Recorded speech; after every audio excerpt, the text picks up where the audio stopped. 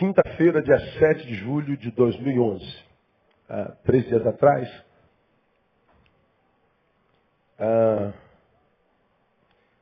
ligo a televisão e você também, e recebemos a notícia de que um homem no estado de Michigan, nos Estados Unidos, matou 7 pessoas e depois se suicidou. Entre os 7 mortos está sua filhinha. Ele matou a sua filha. E matou a mãe da sua filha.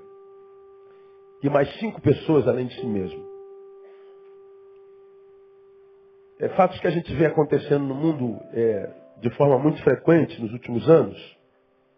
Eu tenho falado sobre essa realidade do suicídio, da loucura, todo domingo. Sou repetitivo, sou chato. E às vezes me surpreendo como você consegue ouvir a mesma coisa todo domingo. Ou não ouvir a mesma coisa todo domingo, embora ouça a mesma coisa todo domingo e não ouvir. E eu estou vendo aquela cena na televisão, e vendo um pai matando a filha, eu me lembro das minhas 2. Coisas mais preciosas que a gente tem na vida. Quantos aqui tem filhos aqui? Deixa eu ver. Seu filho é a coisa mais preciosa que você tem, não é? Diga assim, eu amo meu filho ou minha filha. Diga assim, meu filho ou filha é herança de Deus e é um abençoado de Deus. Diga, eu te abençoo, meu filho, no nome de Jesus.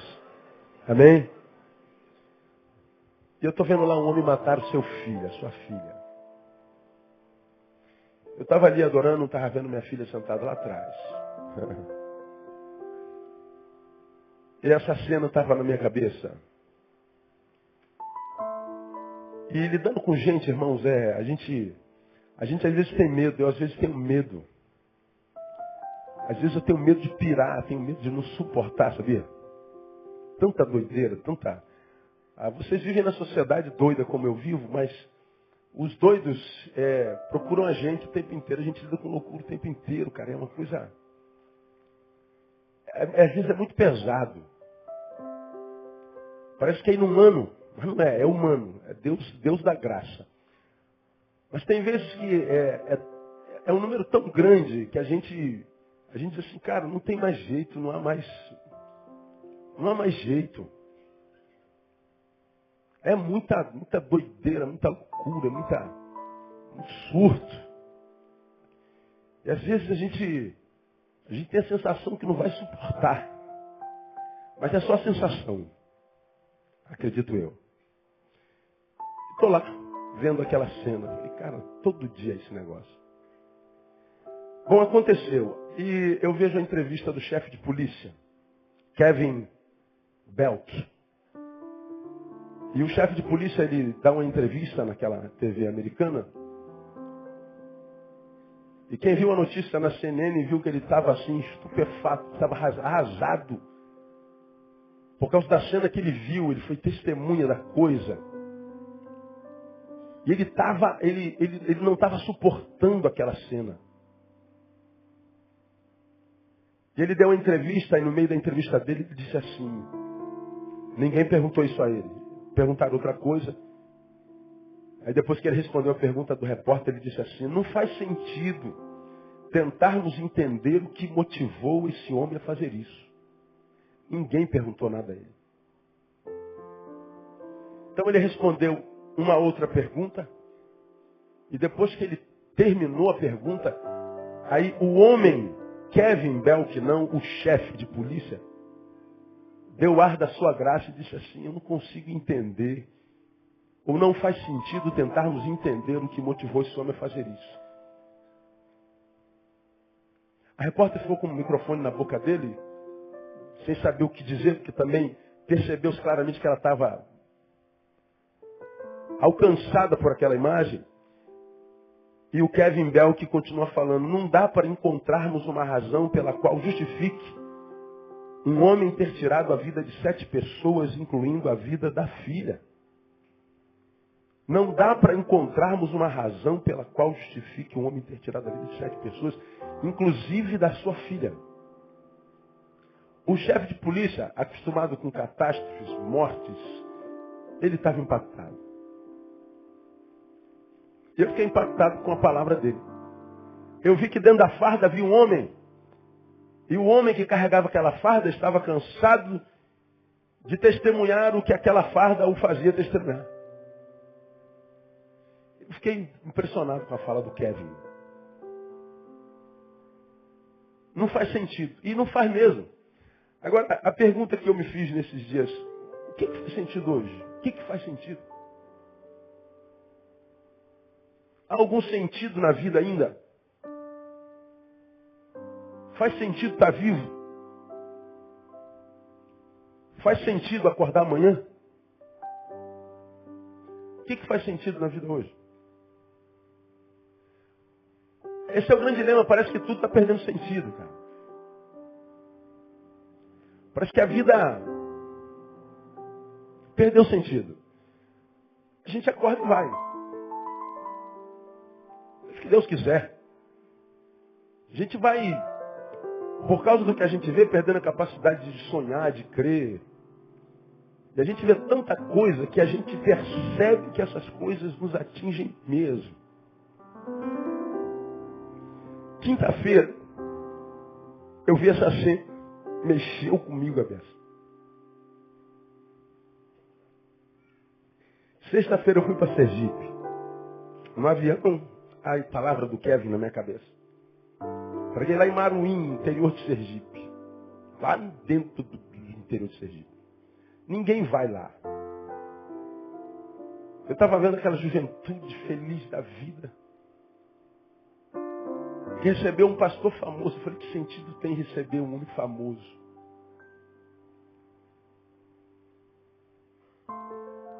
Acaba todo mundo tirar foto.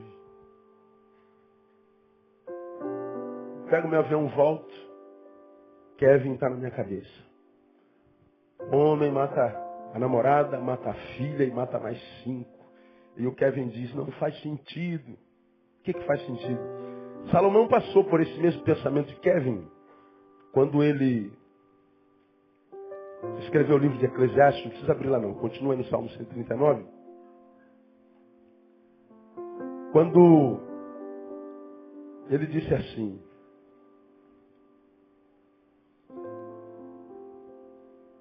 palavras do pregador, filho de Davi, rei em Jerusalém.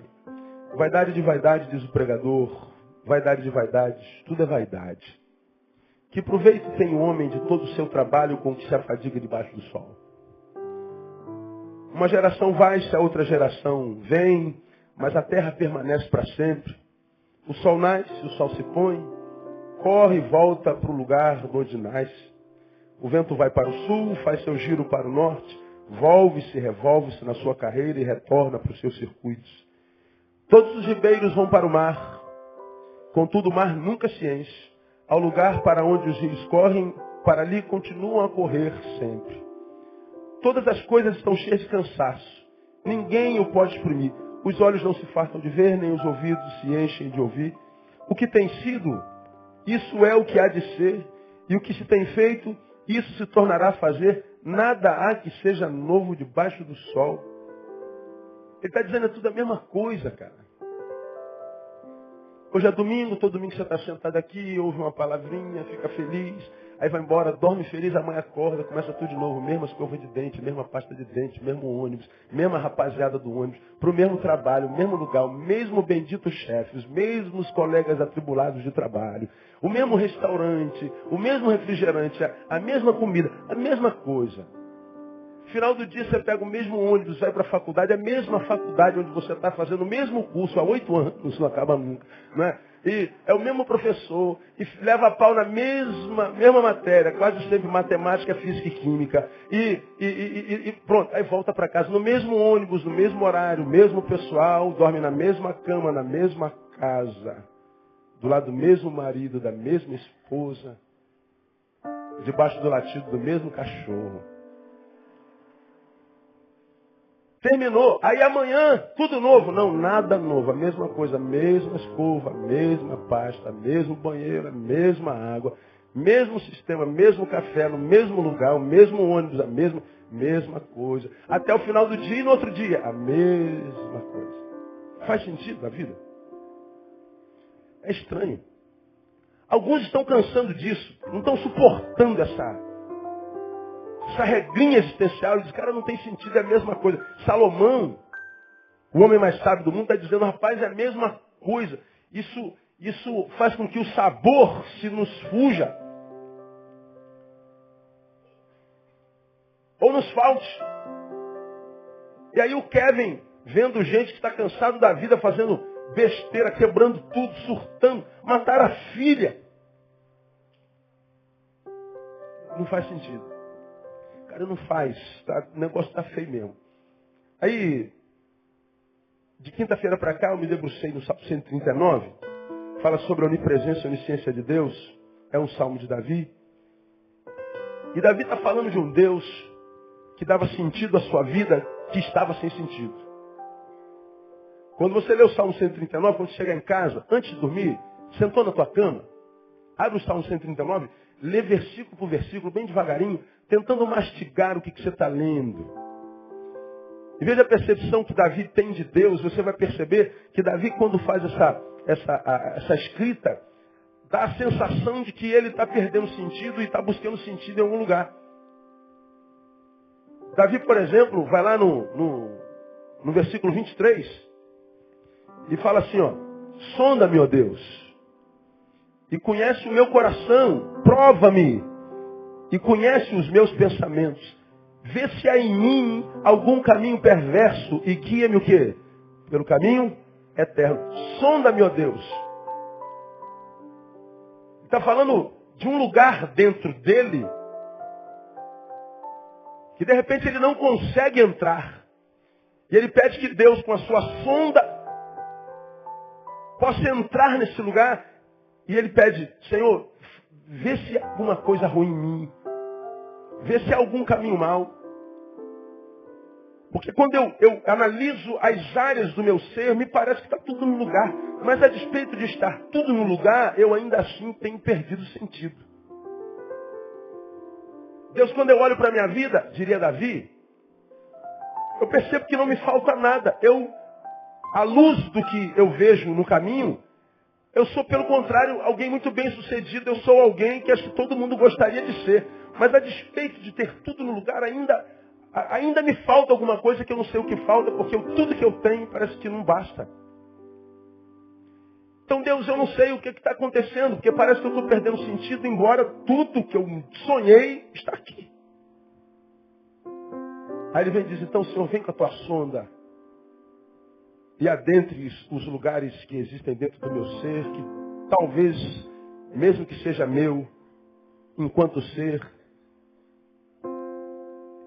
talvez ainda assim sejam lugares para os quais eu não tenho acesso. E talvez esses lugares lá do meu inconsciente, do meu subconsciente, seja o que está gerando essa vida sem sentido, que está me fazendo perder graça, esperança e vontade de continuar. Que está me matando todo dia um pouquinho e fazendo com que aquilo que eu faço há tanto tempo e fiz com tanta alegria, agora com alegria jamais eu não faça. E ele escreve o Salmo 139 de uma forma tão tremenda, tão tremenda. Ele está pedindo, Deus, vem e me conhece. Vem, conhece, prova-me e conhece os meus pensamentos. Aí quando a gente fala de conhecimento, a gente não tem como não lembrar de Sócrates, não é? O grande mestre da filosofia, o filósofo grego, que dizia que o autoconhecimento é o mais elevado alvo da filosofia. A maior das necessidades humanas. O que o homem mais necessita no universo, conhecer-se a si mesmo. Ele pega lá aquela frase que está nos oráculos do templo de Delfos, conhece-te a ti mesmo, e ele faz disso a razão da sua vida. E ele tenta conhecer-se mesmo. E ele então foi julgado por causa da busca pelo conhecimento como o homem mais sábio da terra no seu tempo. E depois disso que disseram a respeito dele, ele disse uma coisa que você conhece muito bem. Tudo que sei é que nada sei. Ele diz, o que o homem mais precisa é autoconhecimento, mas quanto mais eu busco o conhecimento de mim mesmo, eu descubro que eu não tenho como me conhecer. E é verdade. Existem seres dentro de nós, e áreas dentro de nós que a gente não vai conhecer nunca. Bom, esse cara que matou a filha, duvido que quem sabe há um mês atrás ele imaginaria que ele seria capaz de matar a filha. Eu duvido que matar a filha é algo planejado. Eu sento aqui com um mês de antecedência, deixa eu planejar como é que eu vou matar minha filha.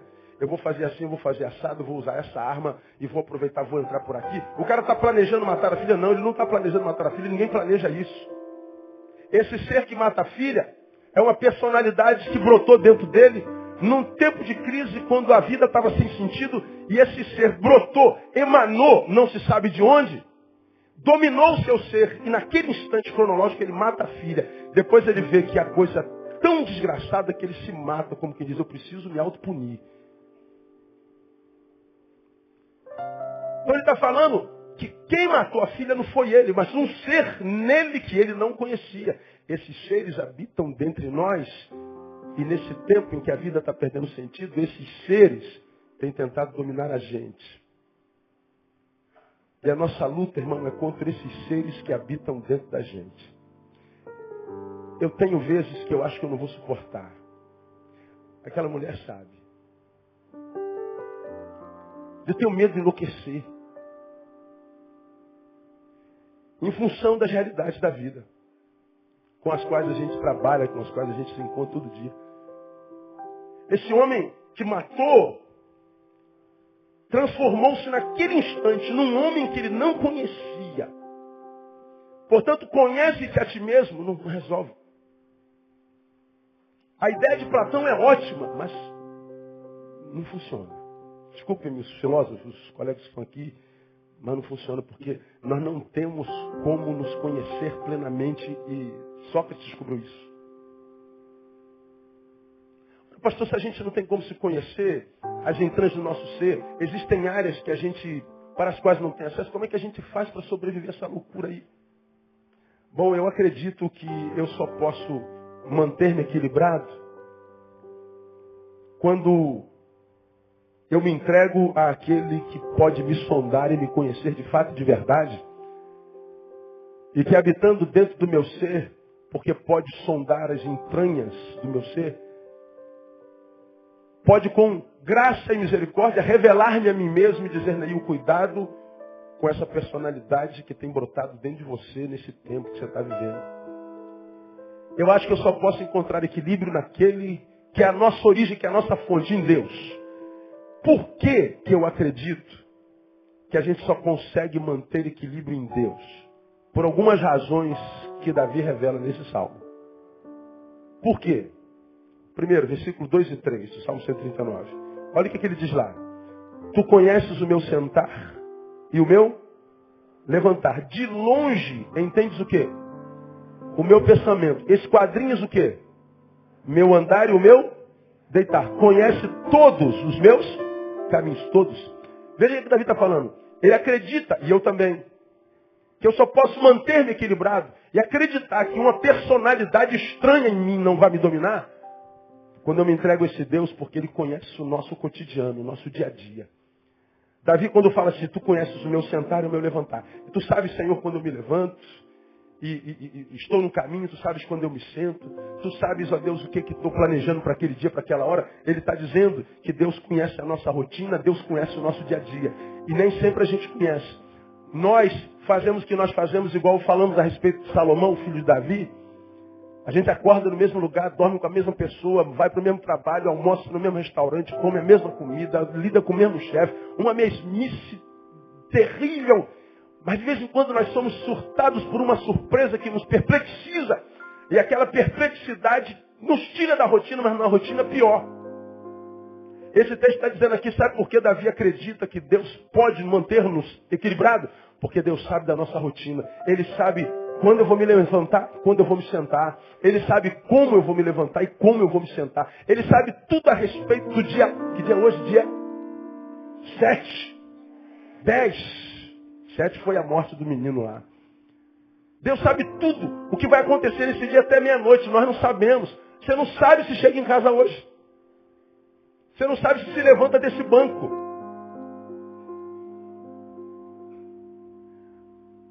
Você não sabe nada, você não sabe se acorda amanhã e o que o amanhã prepara para você. Agora, quando a gente se entrega na mão de Deus, de fato, de verdade, nós mergulhamos nos seus braços e dizemos, Senhor, eu estou mergulhando porque eu sei que tu sabes tudo que está preparado para mim na segunda-feira. Tu conheces o meu cotidiano. Eu acredito que eu vou me manter equilibrado porque tu conhece a rotina do nosso dia a dia. Davi diz assim lá no versículo 4, sem que haja uma palavra na minha língua, eis que, ó Senhor, tudo conheces. Ou seja, ele conhece a estrutura do nosso pensamento. Isso é maravilhoso. Ele conhece a maneira pela qual analisamos as coisas. Ele sabe que quando há um problema, o problema é essa garrafa lá no meu cotidiano. E Deus sabe o que eu estou pensando a respeito dessa garrafa. Ele sabe se o meu diagnóstico é correto, se o meu diagnóstico é equivocado. Ele sabe se a forma como eu vou lidar com esse problema amanhã, dia 11, é a forma certa, ou se a forma como eu vou lidar com esse problema é a forma de uma personalidade que está brotando dentro de mim. Como aquele jovem que matou a sua filha. Naquele dia 7, uma personalidade brotou e fez com que ele matasse esse que é sua filha. Mas quando a gente está na mão de Deus, de fato, de verdade, e ele percebe que essa personalidade louca, no limite, que não está suportando mais, brota dentro da gente, ele diz assim, Neil, cuidado. Ele conhece as estruturas do nosso pensamento, a maneira pela qual eu vou agir. E é esse Deus que vai cuidando de nós. Isso é tremendo. Davi foi um cara fera demais. Ele diz, eu posso me entregar a este Deus. Terceiro, porque ele conhece a conjuntura da nossa vida. Versículo 5, olha lá. Tu me cercaste aonde? Em volta. Puseste-me sobre mim o quê? A tua mão. Tu me cercaste em volta. Então ele está dizendo o seguinte, Deus conhece a conjuntura da nossa vida. Ele conhece os nossos traumas, ele conhece nossas dificuldades, nossas angústias e carências. Tanto é que ele diz que ele nos cerca em volta. Eu estou andando e eu sei que ele está me circulando, me circundando. Mas mesmo quando eu estou atrás de uma cerca como essa aqui, e todo mundo que está dentro de uma cadeia, geralmente quando foge, foge por onde? Pulando o muro. Às vezes nós estamos cercados, dizemos assim, estou protegido aqui dentro, não. Uma personalidade de nós brota e pula por cima. Aí vem a palavra, Davi diz assim, Deus nos cerca em volta e sobre nós ele põe a sua mão. Ele está dizendo aí, vai ficar tudo sob controle. Parece que você não vai suportar, mas fique tranquilo, só parece, você vai suportar. Meu filho, parece que você está debaixo de uma aprovação que é maior do que aquela que você pode suportar. Mas acredito, não há aprovação que seja maior do que aquela que você possa suportar. Você tem condição de vencer isso, porque eu estou te cercando em volta e a minha mão está sobre cima. Está sobre você, está em cima de você, portanto, vai tudo ficar sob controle. Mantenha o teu controle no nome de Jesus. Coisa tremenda. Hoje de manhã eu preguei mais ou menos sobre isso. Há uma palavra na Bíblia que diz que o diabo, vosso adversário, anda rugindo, bramando como leão, buscando a quem possa tragar. O diabo, vosso adversário, anda ao derredor. Essa palavra não é uma palavra comum no português, né? Mas há uma outra palavra na Bíblia que diz que o anjo do Senhor acampa-se o quê? Ao redor. O diabo está onde? Derredor. E o anjo? Redor. Bom, este sou eu. E o diabo está aqui ao meu redor. Mas ao meu derredor. Mas entre o Neil e o diabo, que está ao meu derredor, tem um anjo que está ao redor. Então, entre o Neil e o diabo, há um anjo. E para esse diabo me alcançar, ele tem que passar pelo anjo. Por que muitos de nós somos vencidos? Porque nós olhamos para o diabo, ao invés de olhar para o anjo. Acreditamos que o diabo está se levantando e ele está ao derredor. Só que entre eu e ele há um anjo acampado ao nosso redor que nos livra. Então a ideia de Deus não é só uma ideia filosófica de conhecimento, mas é uma ideia humana de relacionamento. E por que vale a pena servir esse Deus? Porque Ele conhece o nosso cotidiano, a estrutura do nosso pensamento, a conjuntura da nossa vida, e mais, Ele tem conhecimento além da nossa percepção. Quando você vai no versículo 6, tal conhecimento é maravilhoso demais para mim, grande demais para mim. É elevado, não posso atingir. Ele está falando do conhecimento de Deus. Ele vai lá no versículo 18, ele diz o seguinte, se eu os contasse, seriam mais numerosos do que a areia. Quando acordo ainda estou contigo. Ele está falando que Deus tem conhecimento além da nossa percepção, conhece o nosso inconsciente. Ele vai lá em lugares onde a gente não tem acesso. Acontece contigo, às vezes você está parado, cara, acontece muito conosco hoje. Você está fazendo alguma coisa, está esperando alguma, está na fila do banco. E a fila está andando. Daqui a pouco a tua mente dá uma fugida assim. Tu mira assim num canto e viaja. Apaga tudo. Você sai daqui. Aí alguém fala assim, ô irmão, anda aí, anda aí. Acontece, você está no carro, está parado no sinal, aqui ó, dirigindo, cara. Daqui a pouco a tua mente. Aí o cara atrás, Bibi, ô animal, abriu. Aí tu leva um susto, a mente dá uma fugida, a gente dá uma viajada. Onde é que a gente vai? A gente não sabe onde vai. Nosso pensamento ele se dissipa. E muitas vezes ele vai em encontro de alguma coisa que a gente busca dentro de nós. Ou até dentro de uma área para a qual a gente não tem acesso, a gente não tem discernimento, é inconsciente. Mas vem Davi e fala assim, ó, eu não tenho problema nenhum com o meu inconsciente, porque o Deus que eu sirvo, ele vai lá onde eu não vou. Ele tem uma sonda que entra onde ninguém consegue entrar. E ele, quando é Senhor, inclusive dessas áreas inconscientes, ele vai me manter equilibrado. Tudo dará certo no final, no nome de Jesus. É Deus. Você vai lá no versículo 7, versículo 12. Davi diz, vale a pena servir esse Deus, porque além de ter conhecimento além da nossa percepção, ele tem conhecimento pluridimensional e simultâneo. O versículo 7 diz assim, ó, para onde me irei do teu espírito? Para onde fugirei da tua presença? Vai ter que ler o resto. 8. Se subir ao céu, tu aí estás. Se fizer no céu a minha cama, eis que tu ali estás também. Se tomar as asas da alva, se habitar nas extremidades do mar, ainda ali tua mão me guiará e a tua destra me susterá. Se eu disser, ocultem-me as trevas, torne-se em noite a luz que me circunda, nem ainda as trevas são escuras para ti. Mas a noite resplandece como o dia, as trevas e a luz são para ti a mesma coisa.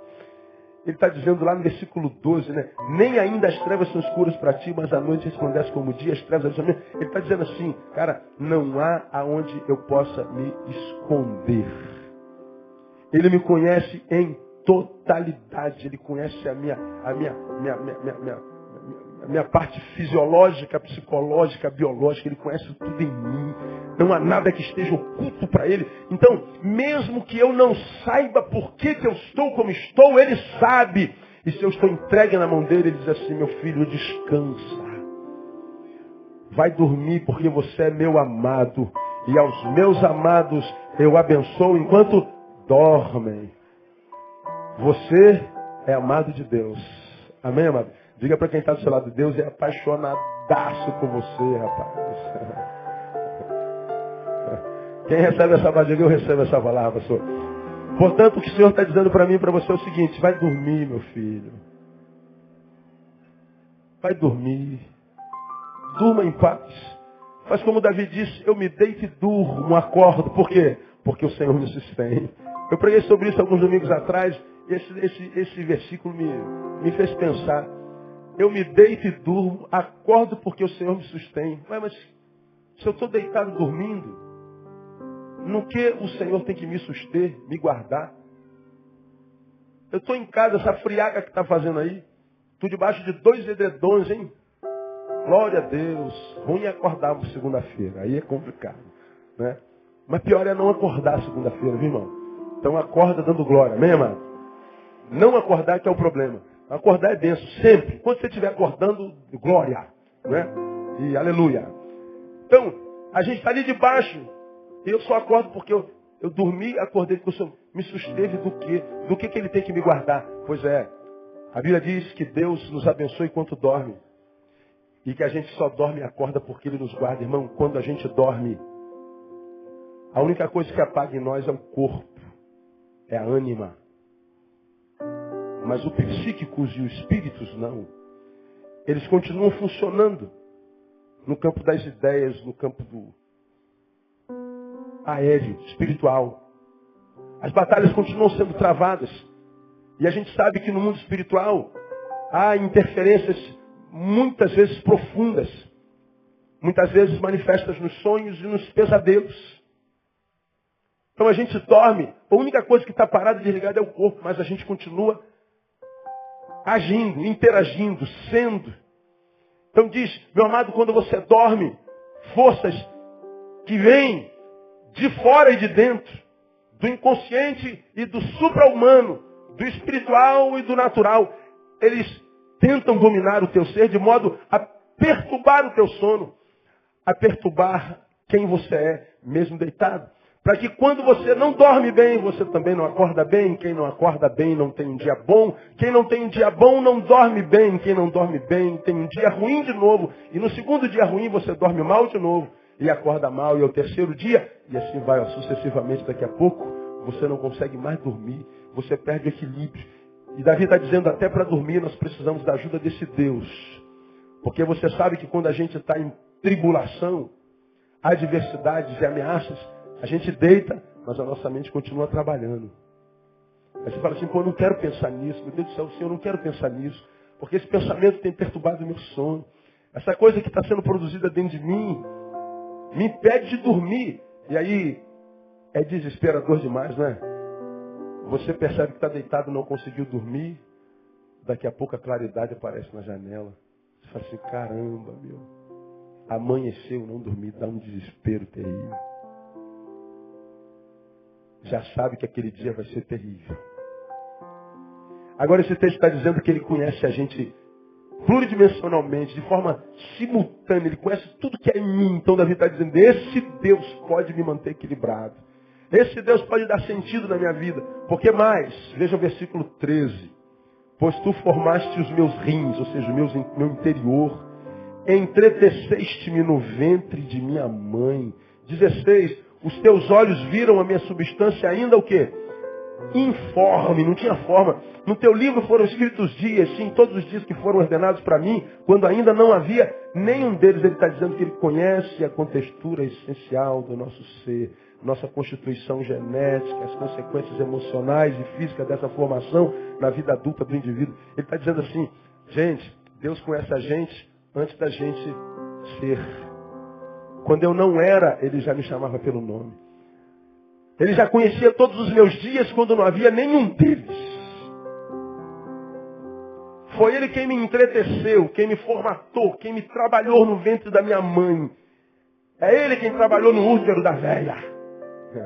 É o que ele está dizendo. E lá no útero ele te formou. Então, você não é filho da mãe nem filho do pai, você é filho de Deus. Pai e a mãe foram os instrumentos que Deus usou para te trazer existência. Você tem um pai que é poderoso e mais um pai que te ama. E um pai que te ama não vai te abandonar quando essas personalidades que habitam dentro da gente querem dominar nosso ser. Parece que a gente vai pirar, mas não vai pirar se a gente acreditar nisso no nome de Jesus. Diga para alguém que está do seu lado, irmão, tudo ficará bem. Acredite. Eu preciso falar isso para mim toda hora, todo dia.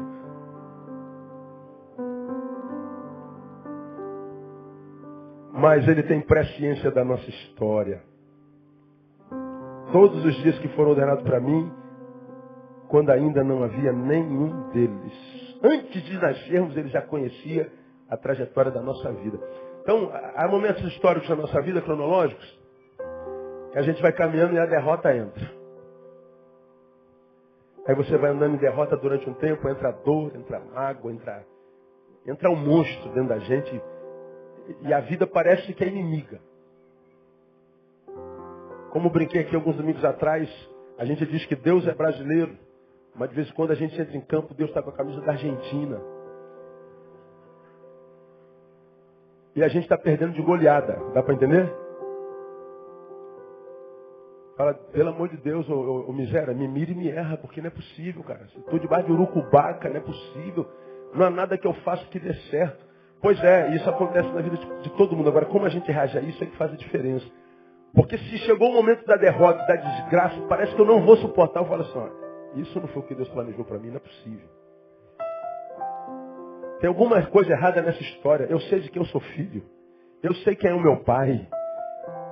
Quando ele estava entretecendo a gente no ventre da nossa mãe, fazendo a gente, formatando a gente daquele espermatozoide que entrou naquele óvulo, coisa maravilhosa.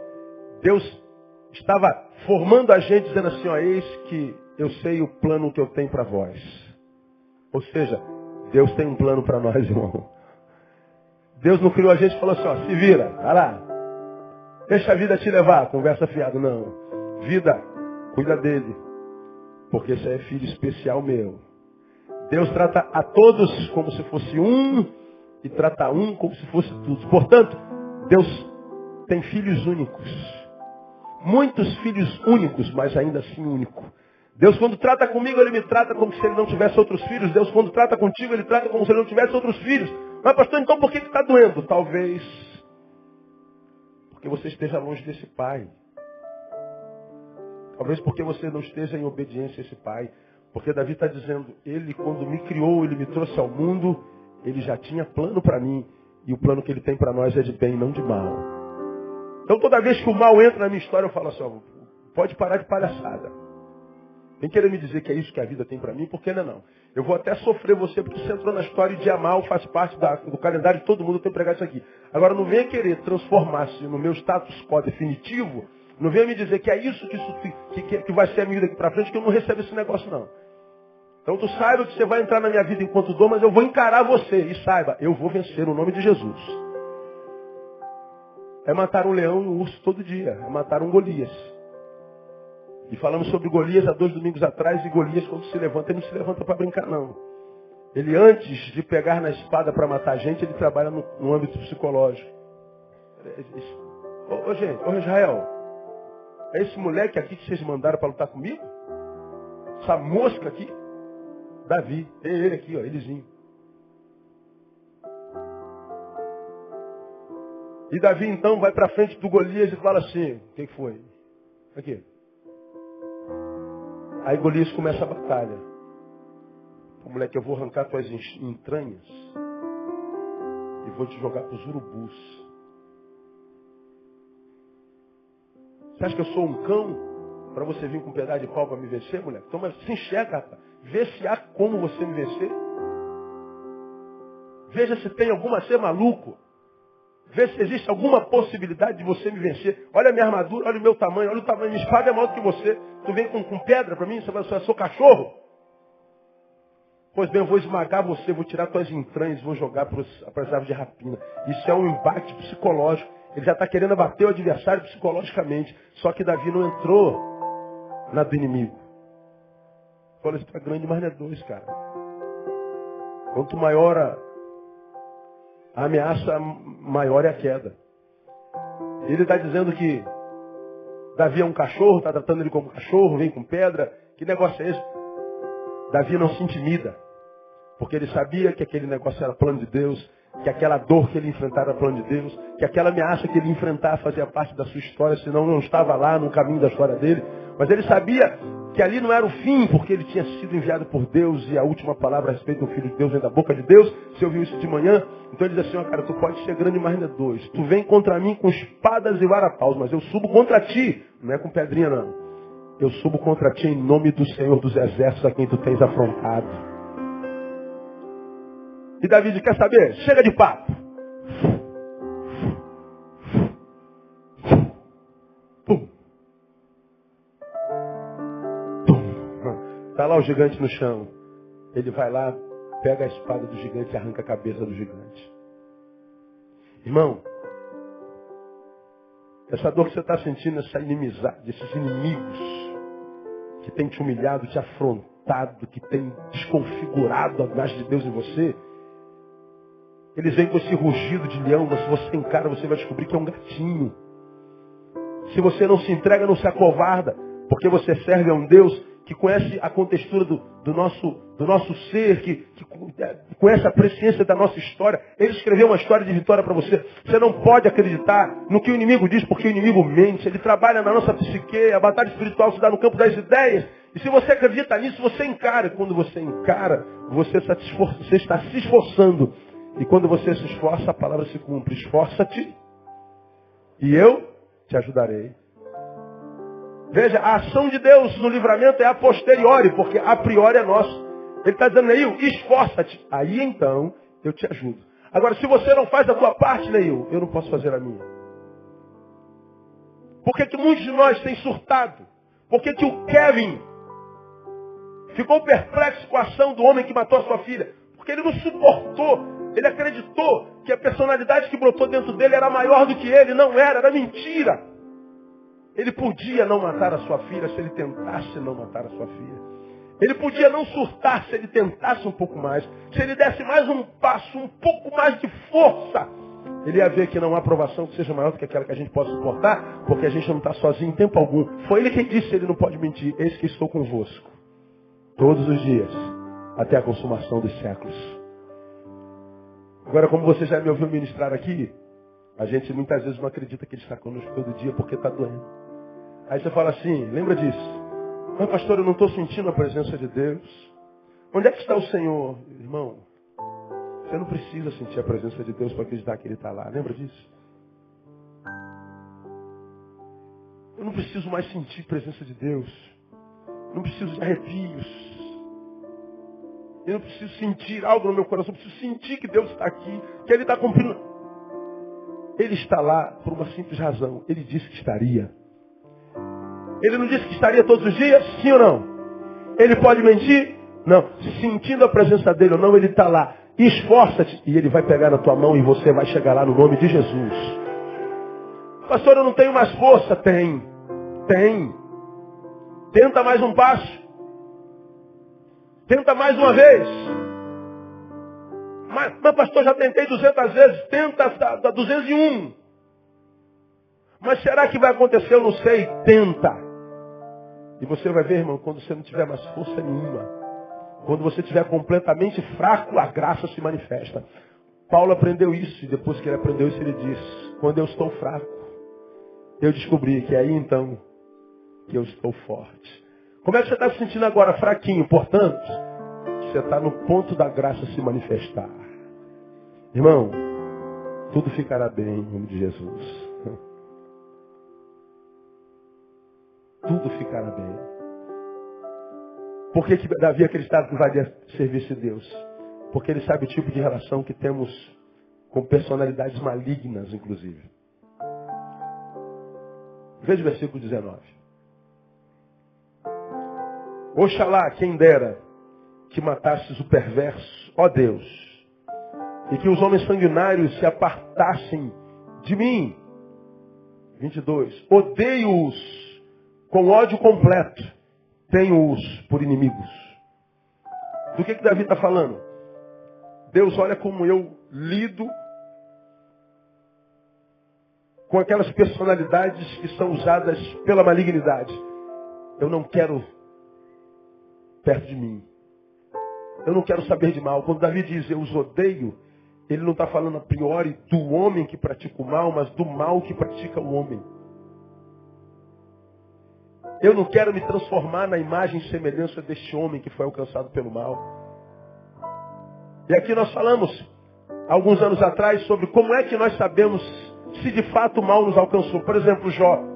O mal não tocou em Jó nem um segundo, embora lhes tenha tirado o filho, os bens, a saúde, tudo. Deus disse, Satanás toca em tudo que ele tem, só não toca no que ele é, na alma. Então a dor alcançou o seu corpo, a dor alcançou a sua família, a dor alcançou as suas coisas, mas a dor, a desgraça não chegou à sua alma, diferente da mulher.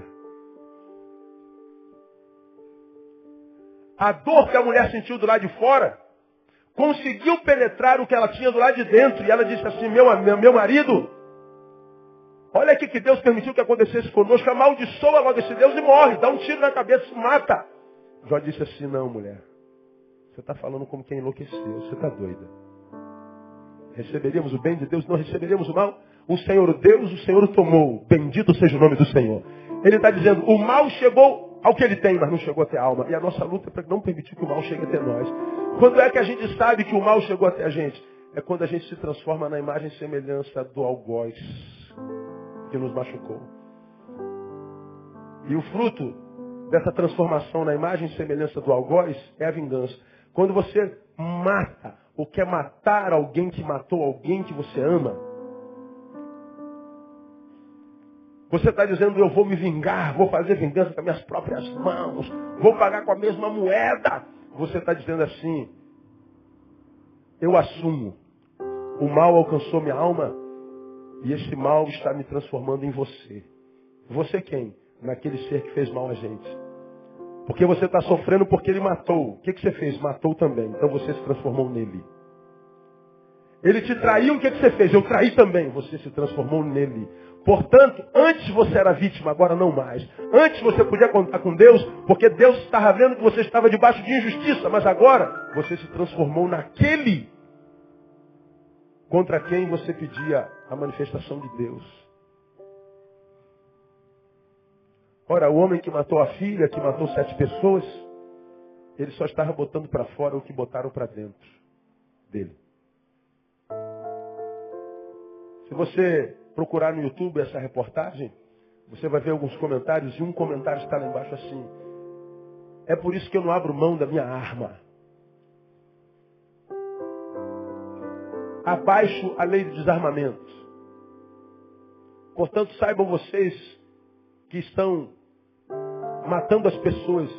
Eu posso até morrer, mas antes eu vou levar um monte de gente comigo. É um doente. A alma dele foi totalmente dominada, contaminada por esse espírito do século presente. Ele se transformou no monstro contra o qual ele luta. O monstro contra o qual ele luta, mata. Ele está dizendo, eu mato também. Eu sou esse monstro. O monstro contra o qual eu luto gerou dor em mim. Portanto, eu vou gerar dor nos outros também. Me transformei nesse monstro. Esse monstro abusou de mim, então eu vou abusar de alguém também. Me transformei naquele monstro. Aquilo do que a gente está fugindo é naquilo no que a gente se transforma. Aí não há esperança.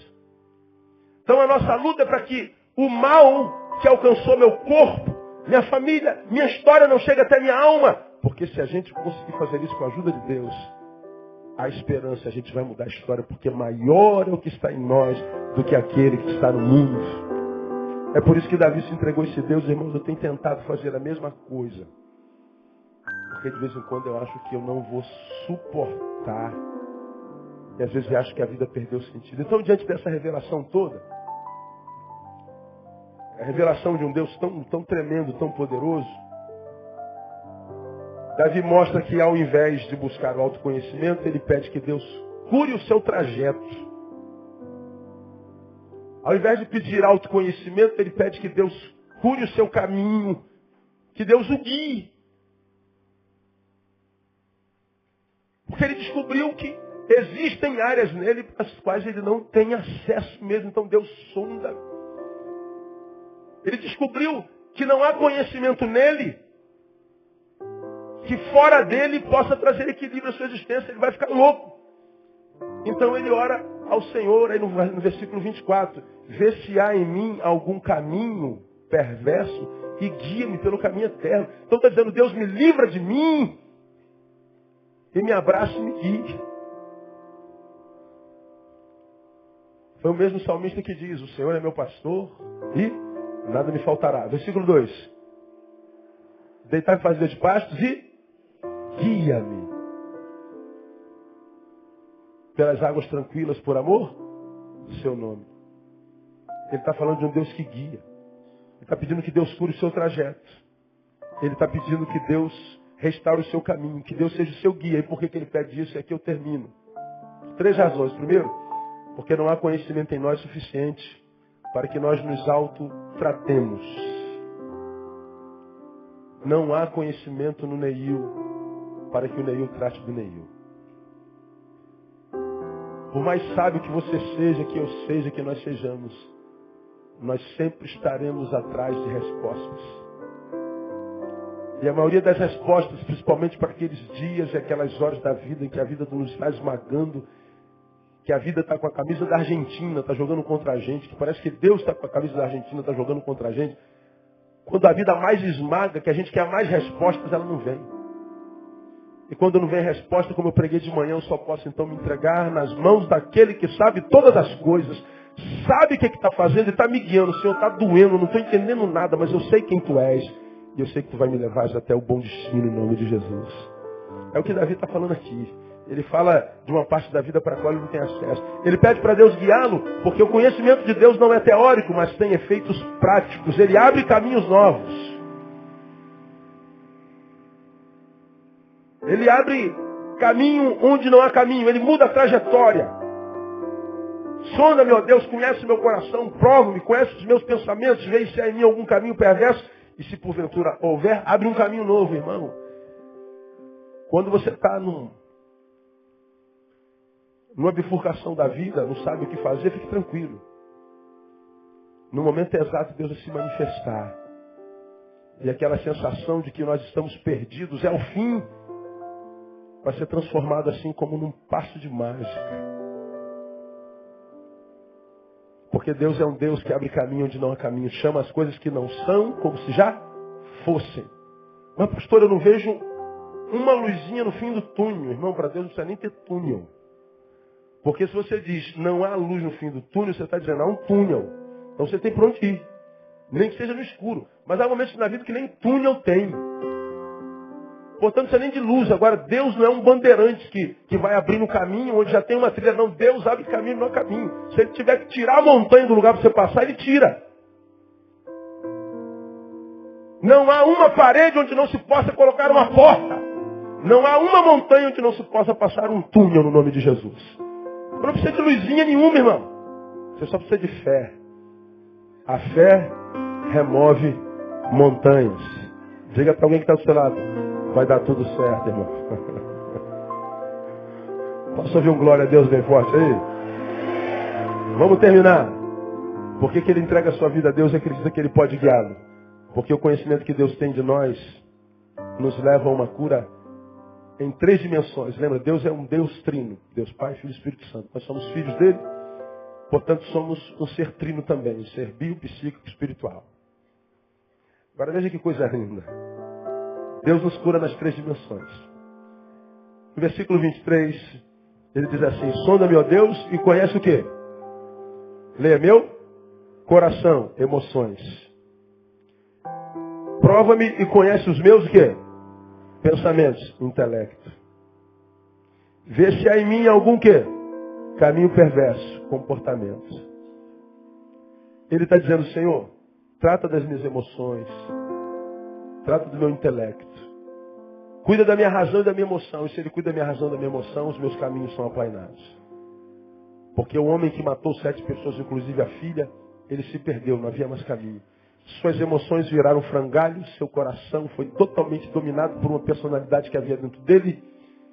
E a sua razão foi completamente obscurecida, ele produziu monstruosidade.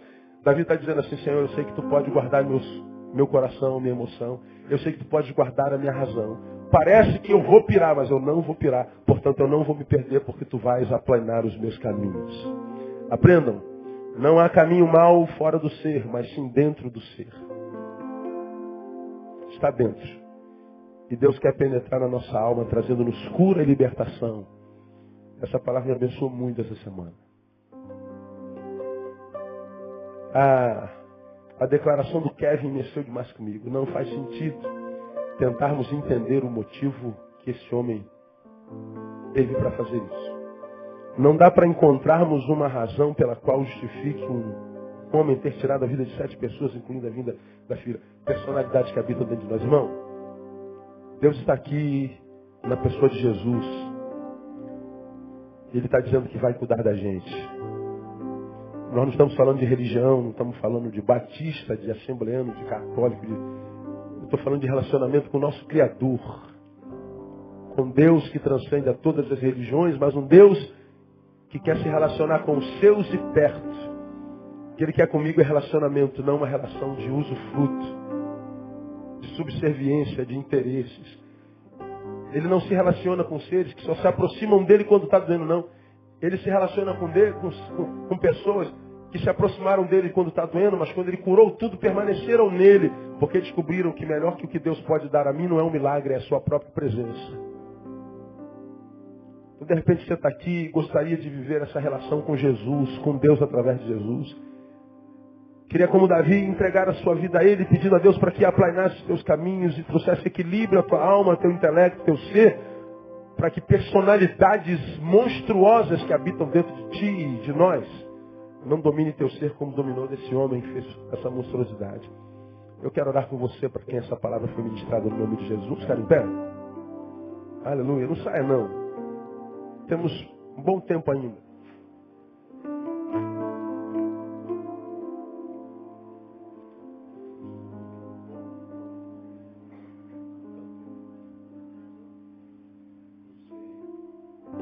Precisa, não sei.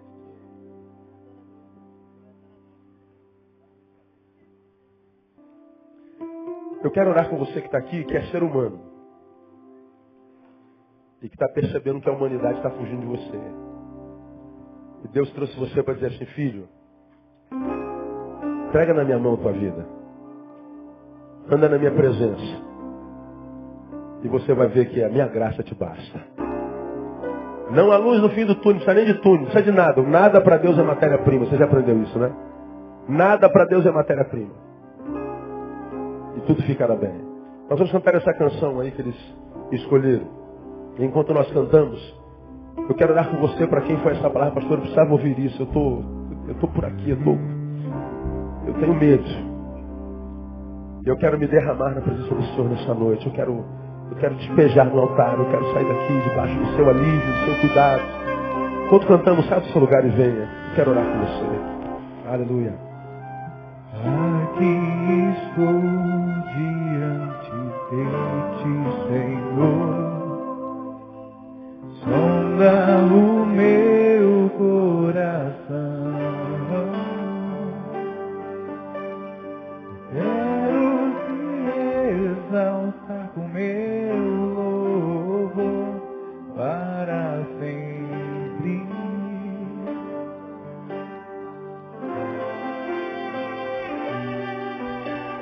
O que eu mais quero é me deitar aos teus pés e do teu amor desfrutar. Não há nada igual que a tua presença.